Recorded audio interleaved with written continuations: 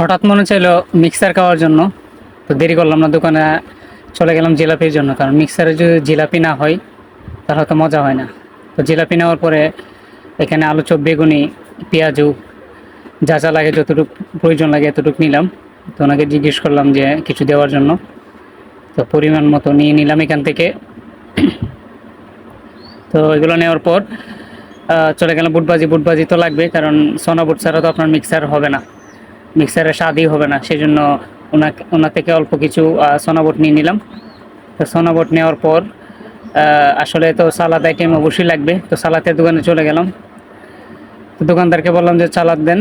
তো আসলে সালাদ অল্প নিলেই হয়, এই জন্য অল্প নিলাম। তো নেওয়ার পর এগুলা আসলে ধুইতে হবে, ধোয়া ছাড়া তো আর খাওয়া যাবে না। তো আপাকে বললাম যে ধুই দেওয়ার জন্য, উনি আসলে ওনার কাজ শুরু করে দিল। উনি ধুইতে শুরু করলো। ধনিয়া পাতা, শসা, টমেটো, পেঁয়াজ এগুলো ধুইতে শুরু করে, এবং ধোয়ার পরে কাটাছিড়া তো করতে হবে।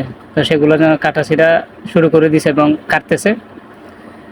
তো কাটতে কাটতে যখন সবগুলাই কাটা শেষ হয়ে গেছে, ঠিক তখনই আসলে জিনিসটা দেখেন অন্যরকম একটা সুন্দর লাগছে। তখন বললাম যে পেঁয়াজু এবং আলু চপ, বেগুনি, জিলাপি এগুলা ভাঙতে, কারণ এগুলো যদি মিক্সার না হয় ভালো করে তাহলে তো স্বাদ হবে না। তো সেই জন্য সবাই মিলেমিশে এগুলা ভাঙা শুরু করলাম, এবং দারুণ একটা মুহূর্ত ফিল করলাম, অনুভূতি হলো। তো নিজে আসলে মিক্সার বাসায় বানিয়ে বা ঘরোয়াভাবে খাওয়া আসলে আলাদা একটা স্বাদ থাকে। তো সেই জন্য আর দেরি করলাম না। তো মিক্সার এক পর্যায়ে করতে করতে যখন শেষ হয়ে যায়, তো এটা ভাঙা হয়ে গেছে এক পর্যায়ে, দেখেন শেষ পর্যায়ে। তো জিলাপি আর একটা ছিল, ওটাও বললাম দিয়ে দিতে। তো দেখেন আসলে হয়ে গেছে, এই যে দেখেন মিক্সারটা হয়ে গেছে।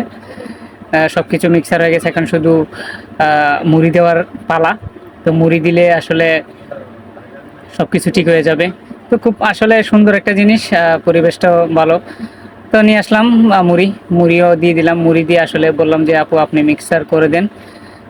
আসলে বাসায় ঘরোয়াভাবে মিক্সার বানানোটা অন্যরকম মজা, দোকানের চাইতে এটা স্বাদ বেশি। হয়তো উনিও ওনার মতো করে মিক্সার করতেছে বা মিক্স করতেছে মুড়ি, পেঁয়াজু, আলু চপ, জিলাপি, শসা, সালাদ আইটেম দিয়ে সবগুলো আসলে একত্রিত করে, এই যে দেখেন আসলে দারুণ একটা মুহূর্ত।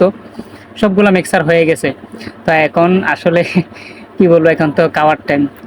তো আমি হাতে নিয়ে নিলাম, আসলে দেখেন সেই স্বাদ।